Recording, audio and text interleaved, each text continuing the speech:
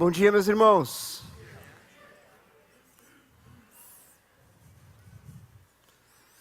A palavra de Deus que Ele dividiu com o meu coração para nós compartilharmos nessa manhã é sobre o amor de Deus. Mais especificamente, se nós pudéssemos dar um título, seria a redescoberta do amor do Pai. Porque o Pai, Deus Pai, é a fonte do amor. E nós vamos ver isso um pouquinho mais para frente. A redescoberta do amor do Pai. E por que uma redescoberta?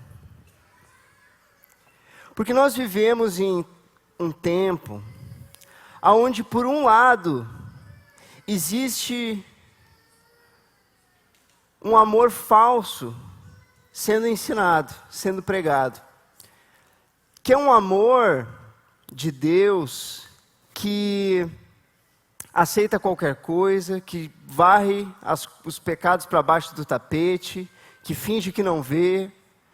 É um amor que aceita a pessoa do jeito que está e deixa que ela permaneça assim. É um amor que não é amor.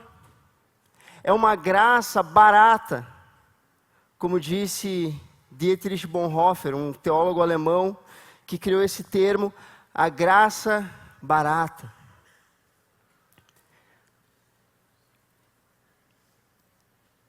Só que isso gera em nós um desejo saudável de deixar claro que nós não acreditamos nessa graça barata, que nós não acreditamos nesse falso amor. Só que aí nós corremos um risco de irmos para um outro extremo e ensinarmos uma graça que não é de graça. Ensinarmos o amor de um Deus que perdoa, mas não é bem assim. Uma graça que é de graça, mas nem tanto. E o meu desejo nessa manhã, queridos, é lembrar a todos nós da beleza incessante do amor de Deus, do amor do Pai. Porque eu creio que essa constante redescoberta do amor do Pai é o que pode de fato curar nossa identidade. A nossa identidade de filhos. E é a chave para uma vida frutífera no reino. E esse ano, esse assunto do amor do Pai tem sido muito especial para mim. Em partes porque eu tenho precisado muito ser amado esse ano. Em vários momentos eu me vi precisando ser amado. E todas as vezes que eu precisei ser amado por Deus, eu encontrei esse amor. Eu nunca encontrei a Deus como que indiferente à minha necessidade. Eu creio que é assim para todos nós, amém? Mas também é um assunto especial para mim esse ano, porque eu tenho me visto vivendo essa experiência do amor do Pai em relação aos meus filhos. Eu tenho me visto como pai, na responsabilidade de amá-los. Então, tem sido um ano onde esse assunto tem batido muito forte para mim. Eu acredito que os filhos, especialmente os filhos pequenos, eles enxergam a vida, o mundo, a si mesmos, através das lentes das suas limitações, através das lentes das suas fraquezas. O filho é cheio de vontades, é cheio de desejos, muitas coisas que ele quer fazer, lugares que ele quer ir, coisas que ele quer alcançar. Mas à medida que ele cresce, ele vai se tornando consciente de quão limitado ele é. E todos os filhos são limitados. E à medida que ele vai descobrindo isso, ele começa a enxergar o mundo através das lentes daquilo que ele acha que ele não consegue fazer. Lentes das suas limitações. Eu quero ir lá, mas eu acho que eu não consigo. Eu quero fazer isso, mas eu acho que eu não consigo. Eu estou sentindo uma dor aqui que eu não aguento. E ele vai enxergando as coisas dessa forma. Minha perna é mais compridinha, mais curtinha, de um jeito, de outro, e por causa disso eu acho que eu não consigo fazer.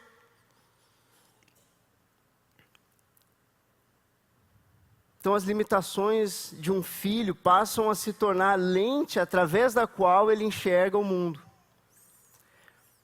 Mas eu tenho aprendido que o amor do pai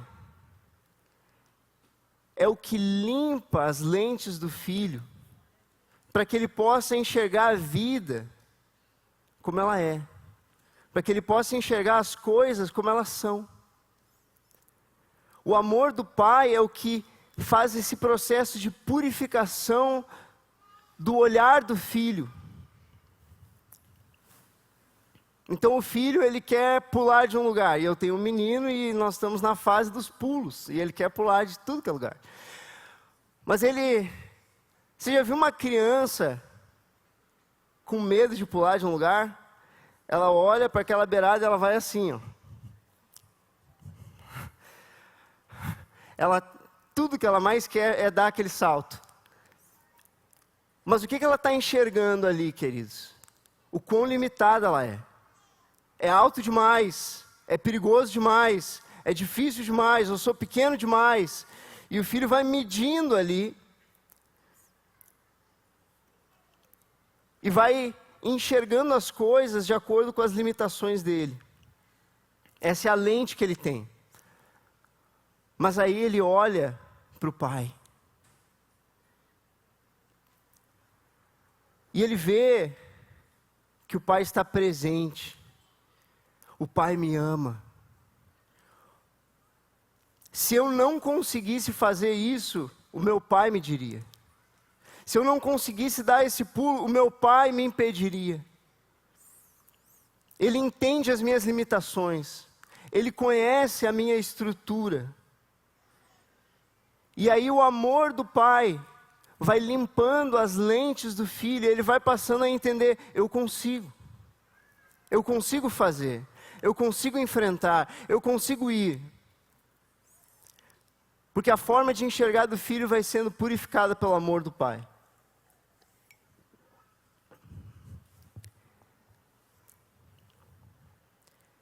O problema é o seguinte: todos os pais são falhos em fazer esse processo de purificação. E pelo contrário, às vezes os pais operam para que os filhos se vejam limitados onde eles não são. Infelizmente, às vezes os pais colocam barreiras onde elas não existem. E o filho começa a se enxergar limitado onde ele não é. E eu sei que tem alguns, inclusive nessa manhã, que não tiveram o amor de um pai. Cresceram sem o amor de um pai. E isso contribuiu para a sua forma de enxergar a vida. De enxergar a si mesmo. Então todo mundo cresce com lentes defeituosas. Incapazes de enxergar, todos nós, a nós mesmos e ao mundo como as coisas realmente são. Até que nós conhecemos o amor do Pai. do Pai perfeito, do Pai celestial. E esse encontro com o amor do Pai pode mudar o nosso entendimento em relação a tudo. E pode mudar a nossa forma de enxergar tudo. E aquelas limitações que nós enxergávamos e que nos oprimiam, nós descobrimos que são mentiras, que foram entrando ao longo da vida, das quais só o amor do Pai pode nos libertar. Amém?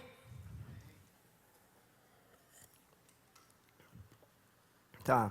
Agora, à medida que nós vamos avançando, eu quero definir alguns conceitos com os irmãos. O primeiro, se nós pudermos projetar 1 João 4, 8. É um versículo famoso, que vai dizer aquela frase que todo mundo conhece. Aquele que não ama não conhece a Deus, pois Deus é amor. Deixa eu perguntar para os irmãos. O Pai, Deus Pai, é amor? Sim. Deus Filho, o Senhor Jesus é amor? Sim. O Espírito Santo é amor? Sim. Deus, na totalidade do seu ser, é amor. Essa é uma característica fundamental de quem Deus é. Mas quando nós olhamos o versículo 9, de 1 João 4, nós vemos algo muito interessante.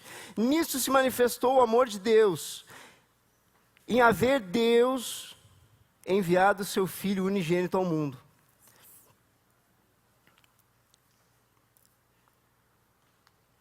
E mais uma vez no versículo 10, nisto consiste o amor, não em que nós tenhamos amado a Deus, mas que Ele nos amou primeiro e enviou o seu Filho como propiciação pelos nossos pecados.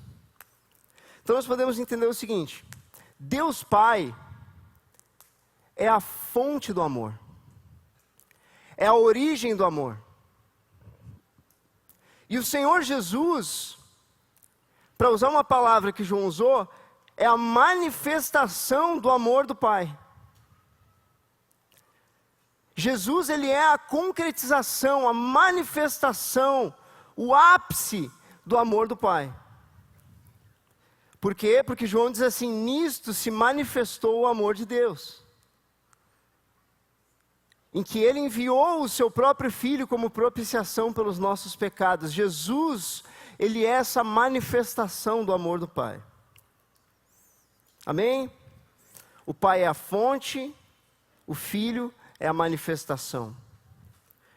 Tá, mas e o Espírito Santo? Aí nós podemos abrir lá em Romanos, no capítulo 5. Diz assim: ora, a esperança não confunde, porque o amor de Deus é derramado em nosso coração pelo Espírito Santo que nos foi dado. Então nós podemos entender que o Pai é a fonte do amor, Jesus é a manifestação desse amor, e o Espírito Santo nos dá a revelação desse amor. Ele é o transportador do amor de Deus. Ele toma essas realidades manifestas em Cristo e transforma elas em uma realidade interior. O amor de Deus revelado em Cristo deixa de se tornar algo que eu aprendo de forma literária e passa a se tornar uma fonte dentro de mim.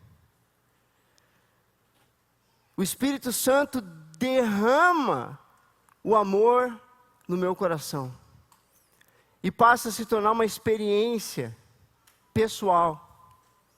Amém? Então a Trindade como um todo, ela vai participando dessa expressão do amor de Deus. O Pai como fonte, o Filho como manifestação e o Espírito trazendo a revelação, tornando essas coisas uma realidade interior para nós.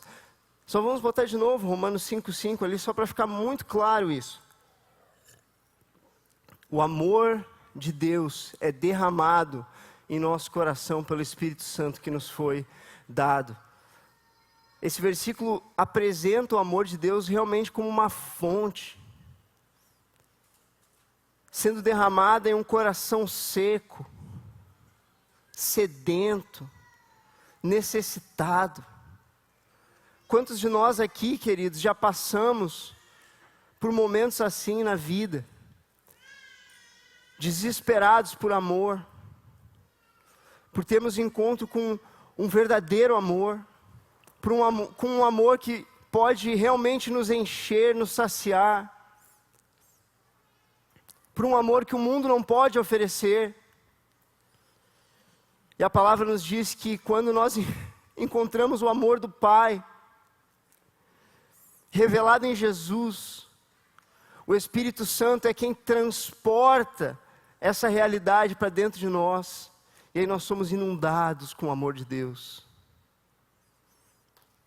E essa inundação é o que pode nos limpar as lentes, e aí nós passamos a enxergar a vida da perspectiva de Deus, da perspectiva do Pai, e não do nosso próprio jeito, e não a partir das nossas limitações. Nós não enxergamos mais as coisas de uma perspectiva de eu consigo ou não consigo, eu aguento ou não aguento, mas nós enxergamos as coisas com os olhos do Pai, porque nós fomos inundados com o amor do Pai.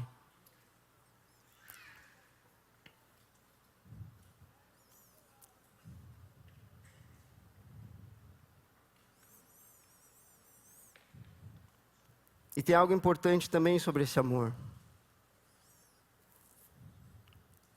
Se nós voltarmos para Romanos 5 e formos para o versículo de número 8, vai dizer assim, que Deus, nossa irmãos, que versículo é esse? Deus prova o seu próprio amor.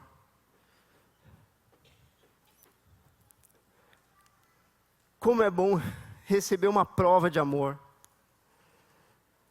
Como é bom receber uma prova de amor. É bom a gente ouvir que alguém nos ama, não é bom? Mas é muito melhor quando nós vemos esse amor em prática. Quando nós recebemos prova desse amor.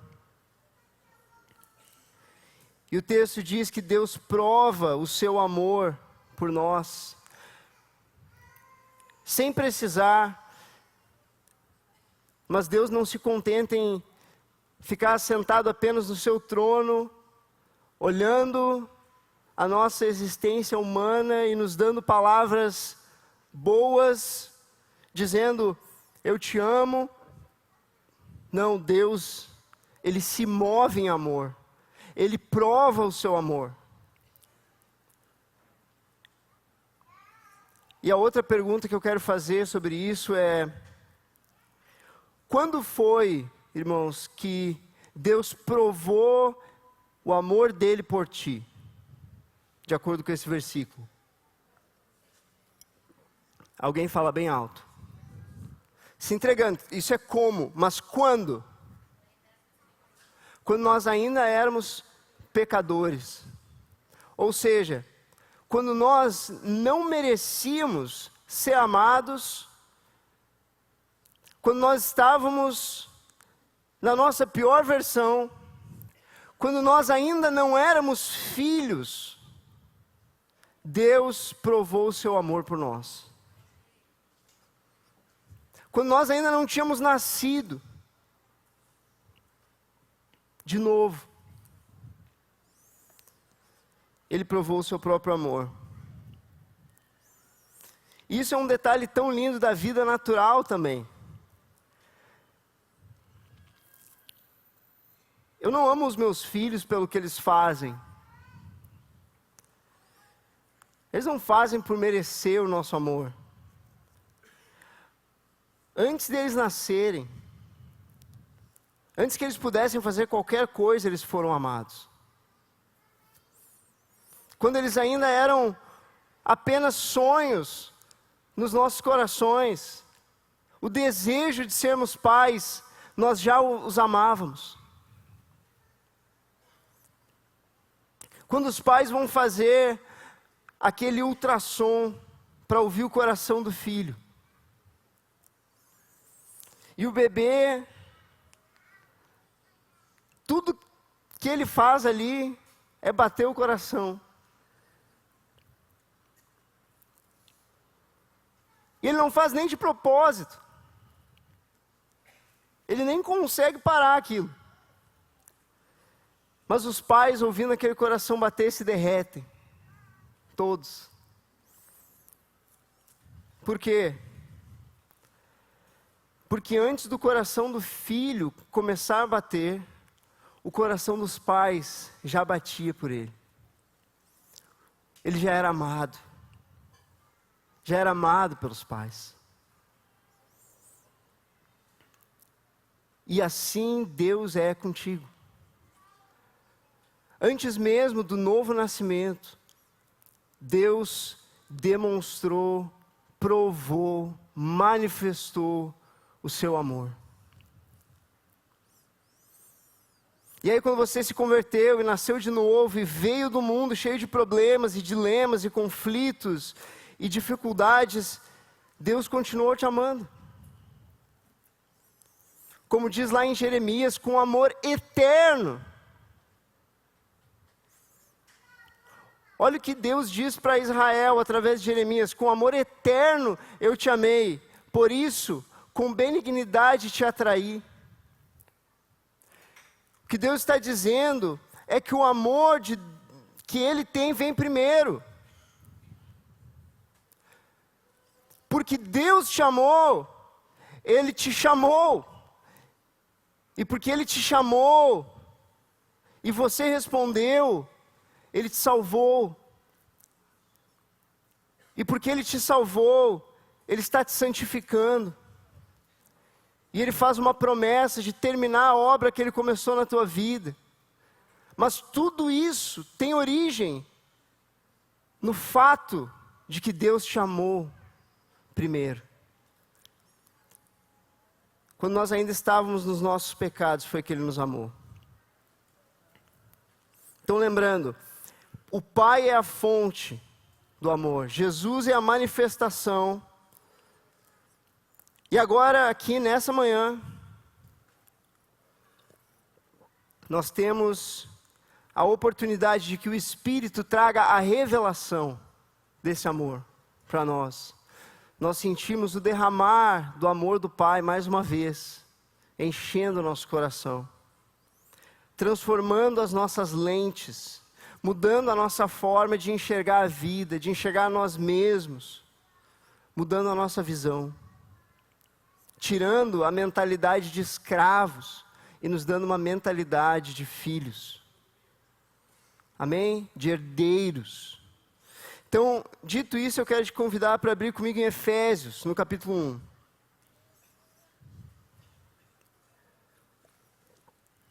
Efésios capítulo 1. Tá? Efésios é um capítulo sobre paternidade. Efésios 1 é um capítulo sobre paternidade. Ele começa lá dizendo: bendito Deus e Pai de nosso Senhor Jesus Cristo, que nos tem abençoado com toda sorte de bênçãos espirituais nas regiões celestiais em Cristo. Assim como nos escolheu nele antes da fundação do mundo, e em amor nos predestinou para Ele para a adoção de filhos. É um capítulo sobre como o Pai nos adotou.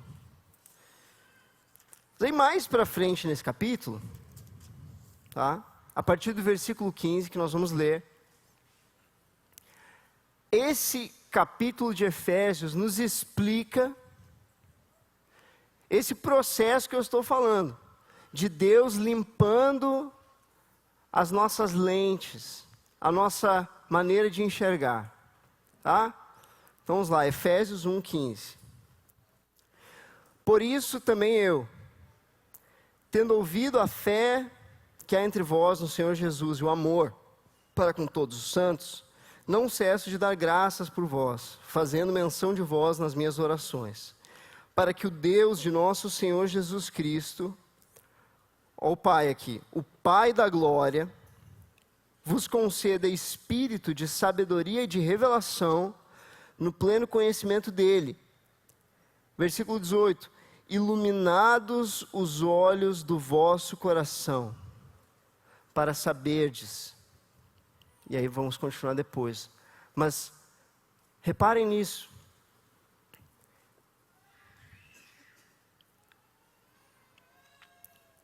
Os olhos aqui são do coração. É a nossa capacidade de enxergar as coisas que não se veem.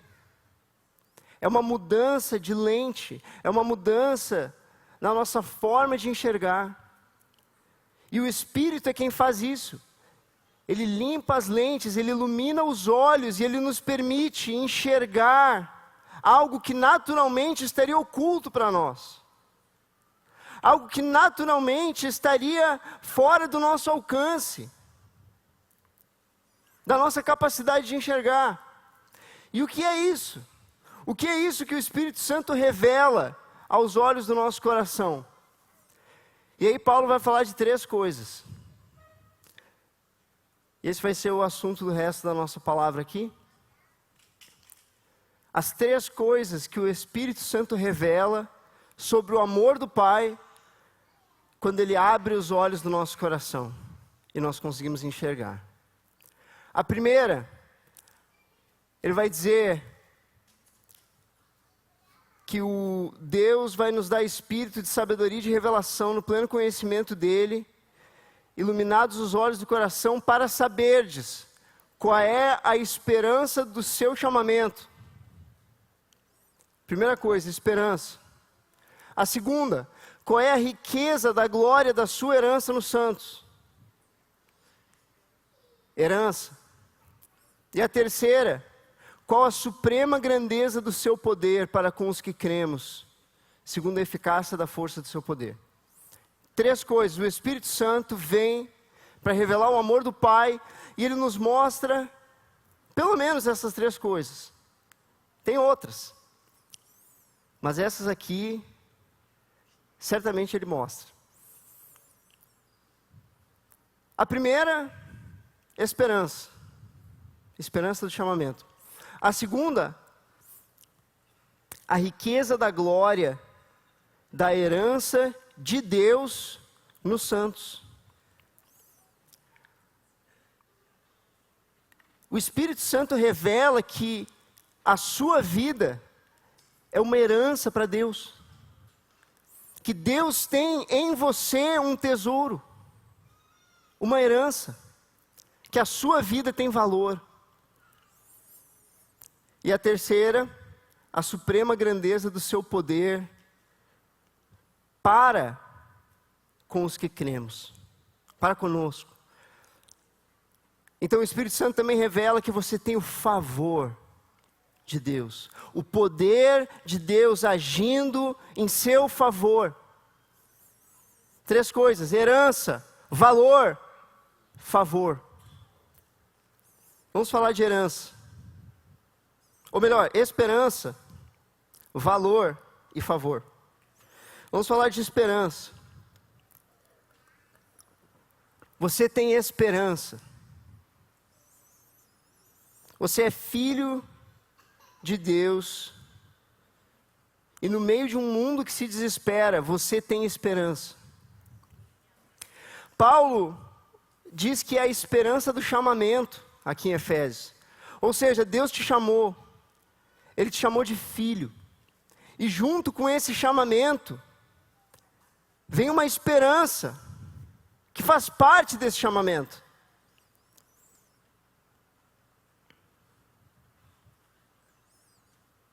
Mas a esperança que nós temos em Deus não significa que nós não vamos ter angústias nessa vida. Não significa que não vão haver tribulações. E que muitas vezes nós não vamos deixar de ter aquilo que nós gostaríamos de ter. Esperança não significa que todos os nossos problemas vão ser resolvidos. Paulo fala em Romanos 8, uma frase que eu acho tão inteligente, tão sábia de Paulo. Ele diz assim: a esperança que se vê não é esperança, porque o que alguém vê, como espera? Vocês lembram dessa frase? O que Paulo está dizendo é assim: se eu tenho algo, aquilo já se concretizou, já se materializou, eu não tenho por que esperar, a espera acabou. O que alguém vê, como espera? Esperança é para as coisas que você não tem. Esperança é para promessas que foram feitas e que ainda não se concretizaram.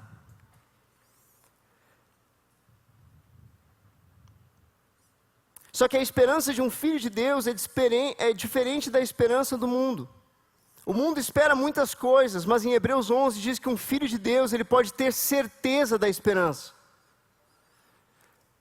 Diz que a fé é a certeza das coisas que se esperam. Um filho de Deus não espera para ver se Deus vai ser fiel ou não. O filho de Deus apenas espera o momento certo da concretização das promessas do Pai. Os nossos filhos lá em casa, eles não precisam se preocupar se vai ter comida para comer, se vai ter roupa para vestir.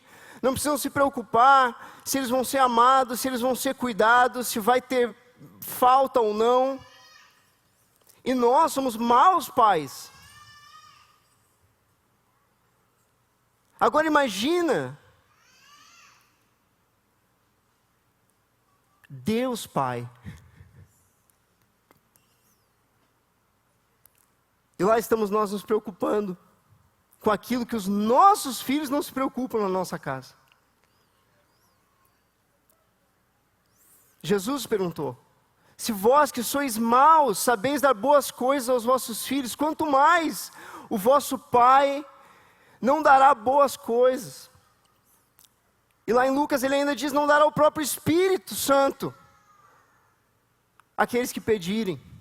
Nos momentos de mais profunda necessidade, às vezes tudo que nós precisamos é ser cheios do Espírito. E o Pai não negará.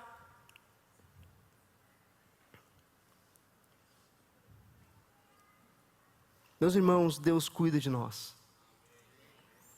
Ele não é indiferente. Indiferente às indefinições e às coisas que ainda não se concretizaram, aos nossos medos. Mas a pergunta é: você tem esperança? Tem muita gente vivendo desesperada, sem saber se Deus vai ser fiel ou não, se Ele vai fazer ou não. Mas um dos textos que nós lemos hoje é Romanos 5. Bota Romanos 5:5 de novo para nós, que aí tem algo sobre esse versículo aqui. Vai dizer assim: a esperança não confunde. E aí nós poderíamos tomar esse versículo e apresentar ele de uma perspectiva assim, triunfalista. A esperança não confunde. Vai dar tudo certo. Não se preocupa. Mas ao invés disso, nós podemos ler o versículo anterior, que diz assim, e mais um para trás. Diz que nós nos gloriamos nas próprias tribulações, sabendo que a tribulação produz perseverança, e a perseverança, experiência, e a experiência, esperança. Ora, a esperança não confunde. A esperança que Paulo está falando aqui é a esperança no meio da tribulação. É a esperança no meio das dificuldades. Nos momentos onde parece que você não tem onde se agarrar. onde segurar, onde toda a esperança humana parece que te abandonou. E aí você descobre que existe a mão do Pai, onde você pode segurar. É uma esperança quando as coisas vão bem e quando as coisas não vão bem. E que esperança é essa? É a esperança no amor do Pai, de que nós não seremos abandonados pelo Pai, de que Ele cuida da nossa vida. Nos momentos mais difíceis, nós podemos ter a esperança de filhos. Podemos olhar para o Pai com simplicidade e confiar que as promessas dele se concretizarão.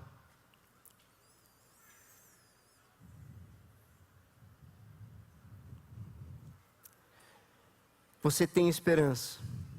Você pode ter certeza da esperança. Em segundo lugar, Paulo também diz em Efésios 1, que quando o Espírito ilumina os olhos do nosso coração, nós temos certeza da esperança do chamamento. E nós também temos, nós conhecemos a riqueza da glória da sua herança nos santos. O que é isso?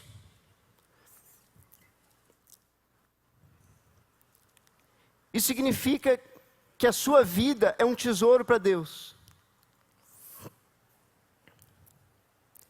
Nós costumamos pensar muito na relação inversa. Pensar, Deus é o meu tesouro. Deus é a minha herança. Isso é verdade. Mas nós corremos o risco de esquecer o oposto. Tem muita gente que não consegue enxergar a sua vida sendo valiosa para Deus. Tem muita gente que não consegue se enxergar como tendo um alto valor para Deus. Isso aqui não é conversa motivacional. O valor que Deus enxerga na sua vida é uma das doutrinas mais profundas da Bíblia. Por quê? Abre comigo em 1 Pedro, no capítulo 1.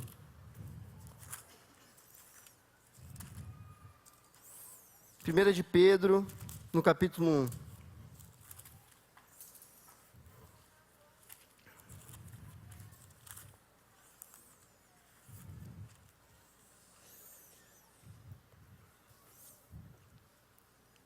Primeiro vamos olhar o versículo 6. Ele diz assim: nisso exultais, embora no presente, por breve tempo, se necessário, sejais contristados por várias provações. Por quê? Para que uma vez confirmado o valor da vossa fé, muito mais preciosa do que o ouro perecível, mesmo apurado por fogo, redunde em louvor, glória e honra na revelação de Jesus Cristo. Precioso. Essa é a mesma palavra que nós estamos usando aqui para falar que a sua vida é preciosa. O que Pedro está dizendo é que quando você permanece firme na sua fé em meio às tribulações, a sua fé está se tornando valiosa, preciosa, mais preciosa que o ouro. Mas tem mais. Agora olhem o versículo 17, do mesmo capítulo.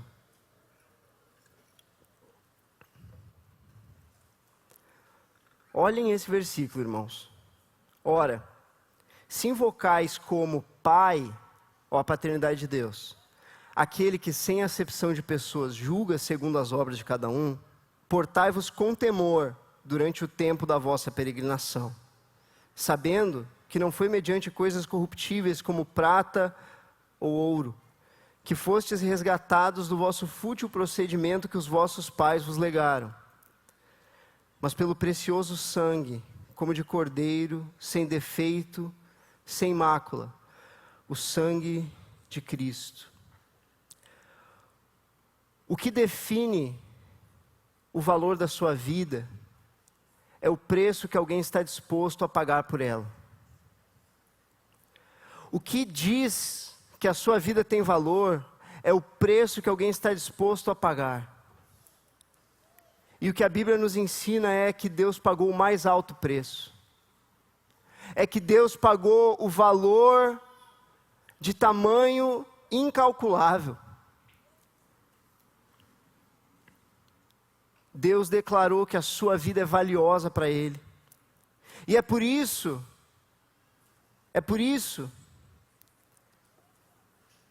que Deus não quer que você se deixe conquistar mais uma vez por aqueles pecados que te destroem, que te sujam. Por quê? Porque você foi comprado. Porque você é valioso demais para se sujar. Porque você não pertence a si mesmo. Você pertence a Ele. E Deus não vai deixar o tesouro dele se sujando, se manchando nesse mundo. Você é valioso. Tem muita gente que sente que não vale nada, que está sozinha. Mas na próxima vez que você estiver se sentindo assim, lembre que o Espírito Santo pode abrir os olhos do teu coração e te mostrar que você é herança de Deus. Que um alto preço foi pago pela sua vida. E quando nós enxergamos isso,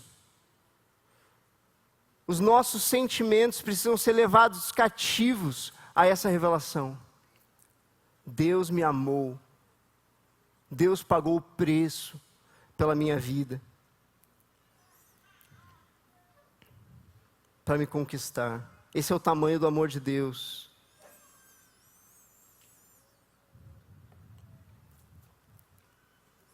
E da próxima vez que você se pegar também pensando assim, quem sou eu para que Deus tenha me amado dessa forma? Quem sou eu para que mereça um sacrifício tão grande?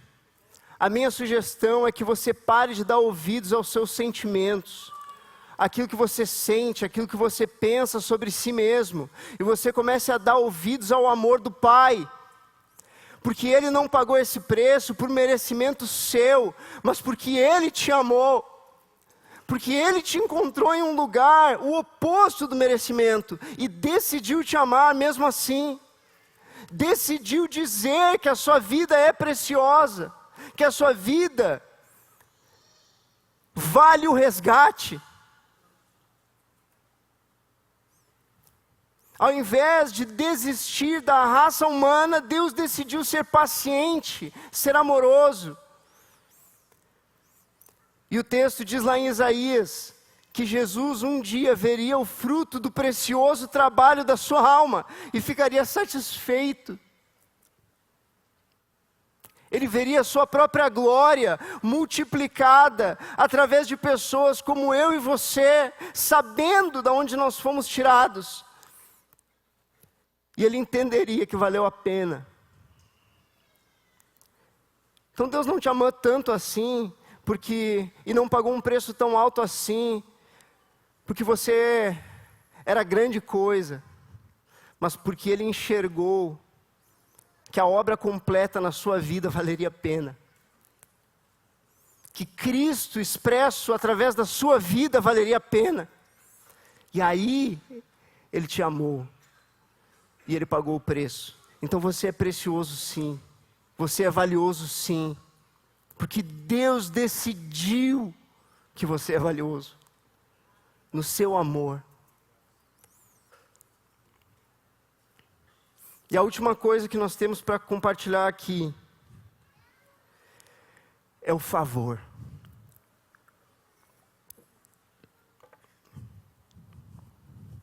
Só uma recapitulação. Eu gosto de fazer isso. Se eu perdi alguém até aqui para o sono ou para a distração, agora é hora de voltar. Nós vimos que todo filho enxerga a vida através das lentes das suas limitações, até que essas lentes sejam limpas pelo amor do Pai. Ele consegue enxergar adequadamente.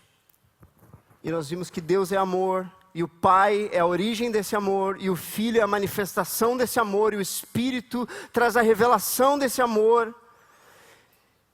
E que quando o Espírito traz a revelação desse amor, nós enxergamos três coisas. que nós temos esperança, porque temos um Pai fiel, que nós temos valor, porque temos um Pai que pagou o preço, e a última coisa é que nós temos o favor desse Pai. Paulo diz assim: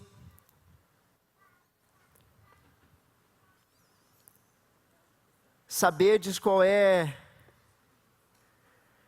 a suprema grandeza do seu poder para conosco que cremos, segundo a eficácia da força do seu poder.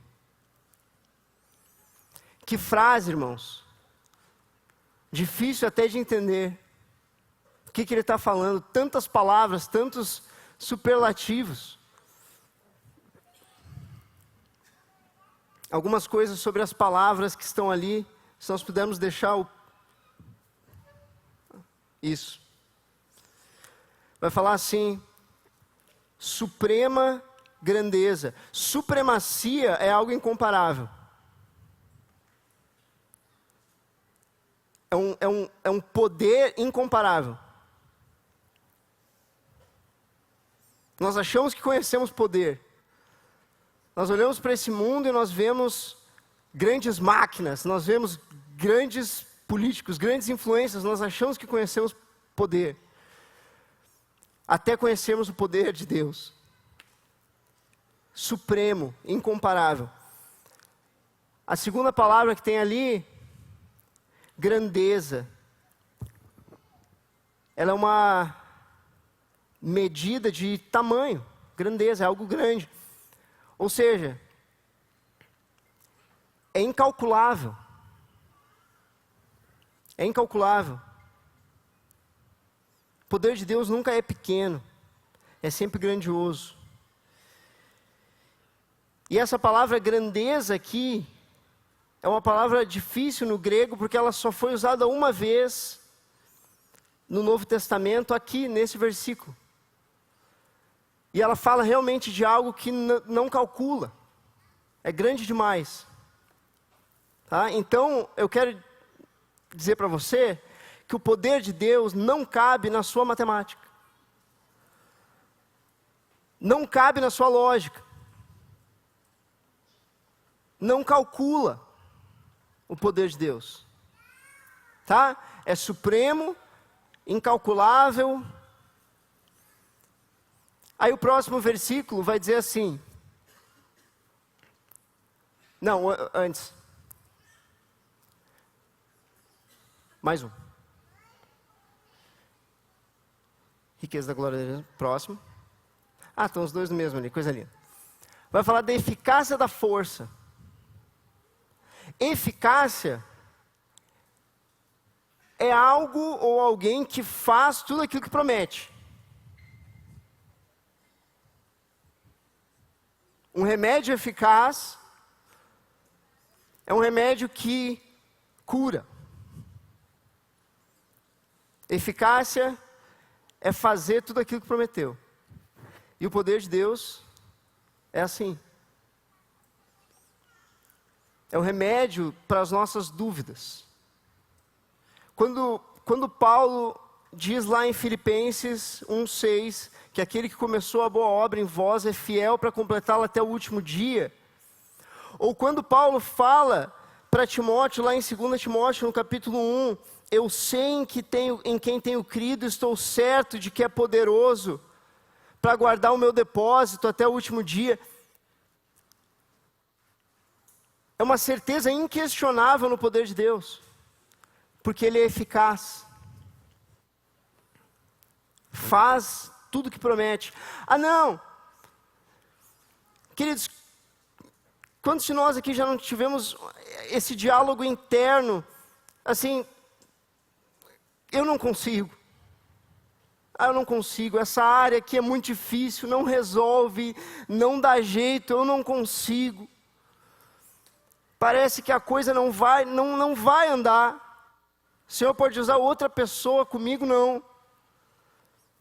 Meus irmãos, nós temos que parar de questionar a eficácia do poder de Deus. Se Ele falou que vai nos santificar, Ele vai nos santificar. Esse poder vai atuar dessa forma como nós estamos estudando aqui. Cumpre as promessas. E último, segundo a eficácia da força do seu poder, tá? Espero que essa parte não esteja chata, que é muitas palavras, mas força aqui é kratos, que é domínio, é domínio por força, por imposição, é imparável. O poder de Deus é assim, é imparável. Quando Deus diz que não haverá impossíveis para Deus em todas as suas promessas, quando Jesus diz que o impossível dos homens é possível para Deus, é esse tipo de poder, kratos, imparável. E por fim a palavra para poder é dunamis, que é a mesma palavra de dinamite, é a mesma palavra que dá origem no nosso idioma a dinamite. Então, quando o idioma português, inglês, os idiomas germânicos estavam se desenvolvendo, eles emprestaram essa palavra do grego, porque assim, cara, essa palavra descreve exatamente o que a gente quer expressar aqui, é uma coisa que explode.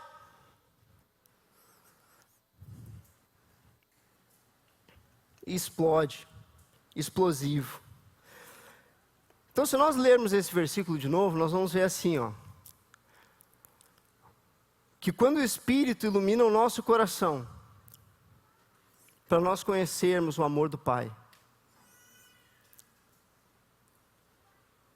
primeira coisa, nós descobrimos que esse poder é supremo, acima de todos os outros poderes. É grande, incalculável. É eficaz, faz aquilo que promete. É forte, kratos, dominante. É dunamis, é explosivo.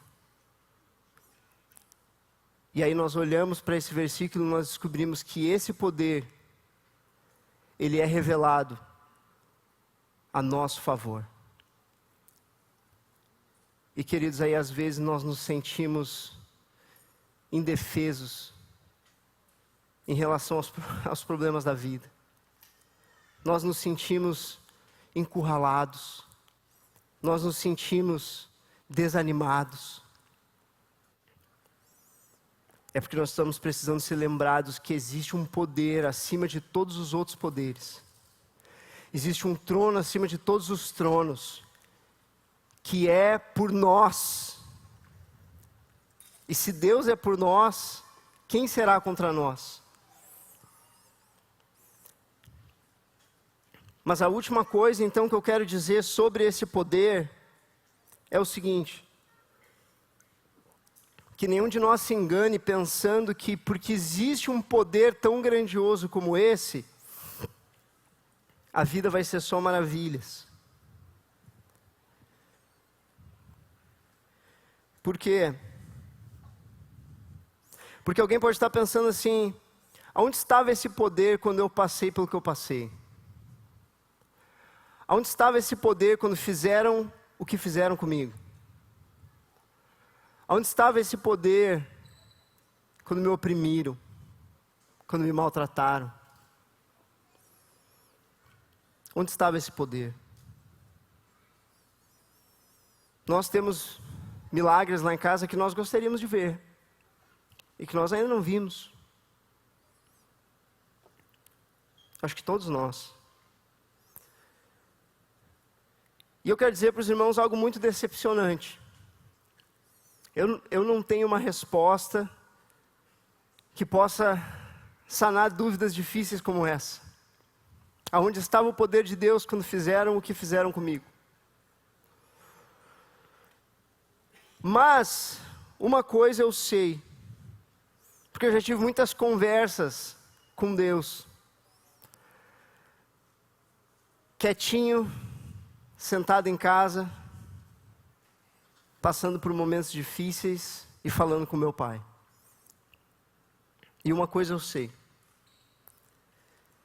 Tem um versículo em Romanos 8, 28, que diz que todas as coisas cooperam para o bem daqueles que amam a Deus. Quem é que está constantemente agindo para fazer com que as coisas cooperem para o nosso bem? É o poder de Deus, que nós vimos ali. Constantemente agindo a nosso favor, para o nosso bem.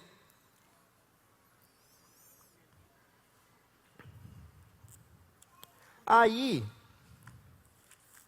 nós vamos um pouquinho mais para frente nesse mesmo capítulo. E aí nós vemos o seguinte.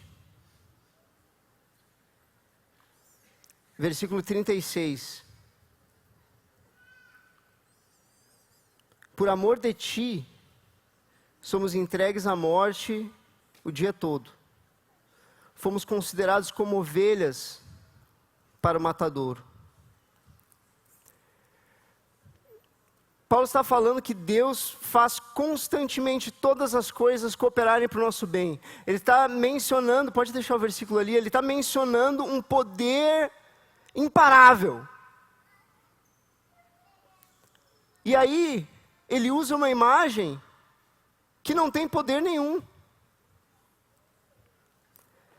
Talvez é uma das maiores figuras de fragilidade que alguém poderia imaginar. Uma ovelha para o matadouro. Um bicho sem defesa, olhando a morte de frente. Que é uma figura de todos nós em diferentes momentos da vida, enfrentando problemas, lutas, e pensando que é o nosso fim. Uma ovelha ali muda de frente com a morte. Aonde está o poder de Deus aqui, irmãos?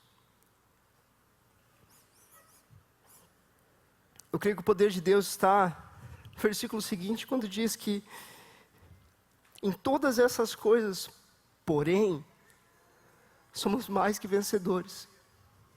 O poder de Deus está em nós podermos olhar para uma ovelha, para o matadouro, e vermos uma cena de vitória. É nós podemos olhar a nossa vida em meio às lutas e nos enxergarmos como vitoriosos. Por que vitoriosos? Porque Deus nos amou. Porque nós temos o amor de Deus. Porque nós temos o amor do Pai. Ele vai dizer que nem a morte, nem a vida, nem os anjos, nem os principados, nem potestades, nem coisas do presente, nem do porvir, nem poderes, nem altura, nem profundidade pode nos separar deste amor, do amor do Pai. Então, como eu disse, queridos, eu não tenho resposta adequada o suficiente para essa pergunta. Onde estava o poder de Deus quando eu passei pelo que eu passei? Mas eu posso dizer uma coisa, que um filho de Deus pode algo que ninguém mais pode. Está no matadouro como um vencedor. Por quê? Porque o amor de Deus é por ele. Porque o amor de Deus é sobre ele. Pode se ver como vitorioso. Essa é a maior vitória, esse é o maior poder que existe. Às vezes Deus vai usar esse poder grandioso para resolver as situações ao teu redor. Mas às vezes Ele vai usar esse poder para levantar o teu interior. Para te permitir permanecer firme. Ali no matadouro. Vitorioso. Porque você tem o amor do Pai. Vamos orar? Nos colocamos de pé.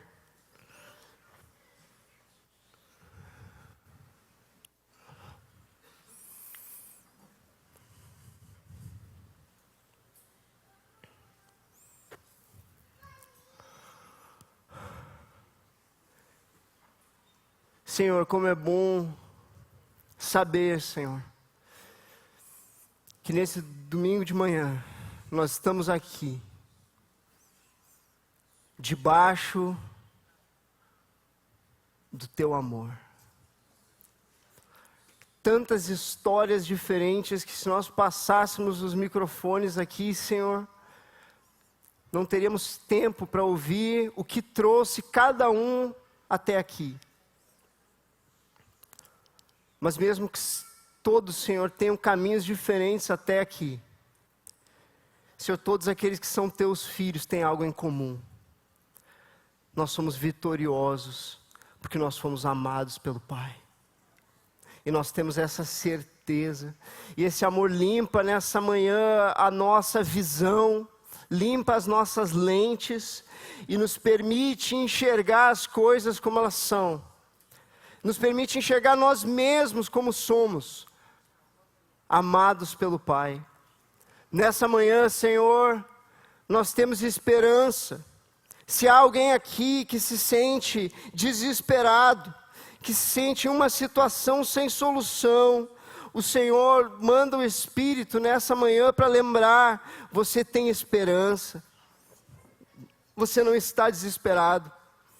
Se alguém veio até aqui, Senhor, sem conseguir enxergar valor na sua própria vida, questionando se a sua própria salvação valeu a pena, nessa manhã o Espírito Santo vem lembrar que não foi por mérito e não foi por obras que fomos chamados. Fomos chamados quando não merecíamos, quando estávamos de costas para Ti, fugindo. Ali o Senhor nos amou e decidiu pagar o preço por nós. E nessa manhã o Senhor lembra essas pessoas que o preço que foi pago é o que define o valor da vida. A Tua vida é preciosa. E nessa manhã, Senhor, aqueles de nós que se sentem indefesos, que se sentem encurralados, ou Senhor, que se sentem vítimas em relação a tantas coisas, e em relação aos próprios pecados, se sentem, Senhor, como que cercados, sem saber para onde correr.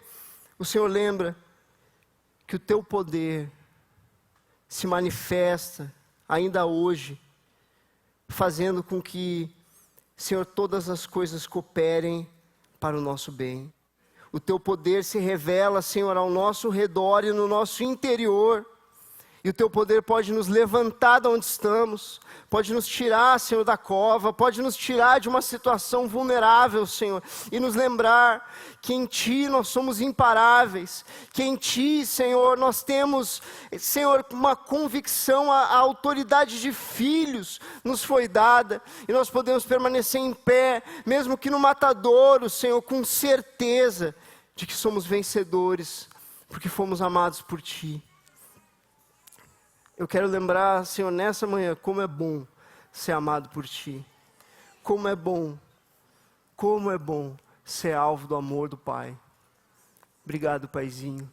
Obrigado, Senhor. E se alguém aqui nessa manhã está com saudade do Pai, sente saudade do Pai, de estar com o Pai, Senhor, de Te chamar de Pai, cura todas as feridas, Senhor. Cura todas as feridas de paternidade nessa manhã, Senhor. Nós Te pedimos que cada um de nós aqui possa ter esse relacionamento, essa faísca, Senhor, reacendida. E seja um dia de comunhão livre com o Pai. Em nome de Jesus.